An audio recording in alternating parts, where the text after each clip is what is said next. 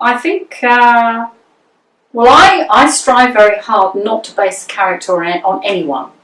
So I don't want to take, say, the girl at the coffee shop and say, I'm going to make her my central character, I'm going to make her Olivia Wolfe. But I think inevitably the people that you meet in life become part of your imagination. You recall certain features about them, certain mannerisms, the way people walk, the way people talk, particular words they say, particular strengths someone has.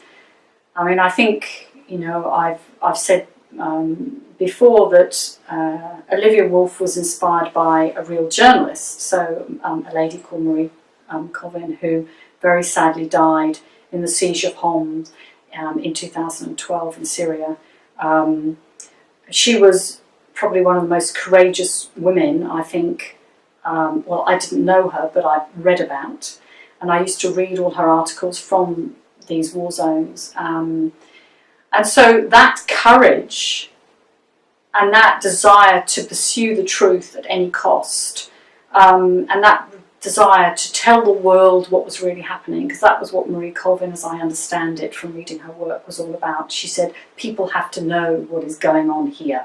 And she was in Afghanistan, Iraq, Iran, I mean, you name it, really quite scary places. So for Olivia Wolfe, if I've managed to capture some of that courageousness, that would be great. But all the other aspects of her, how she looks with her dark hair and her dark eyes, that she's very petite and therefore looks quite vulnerable, but is quite surprisingly not. Those sort of things, I suppose it just sort of, I kind of sat down and thought, well, how would I like to be? What strengths do I need to have? But also what weaknesses?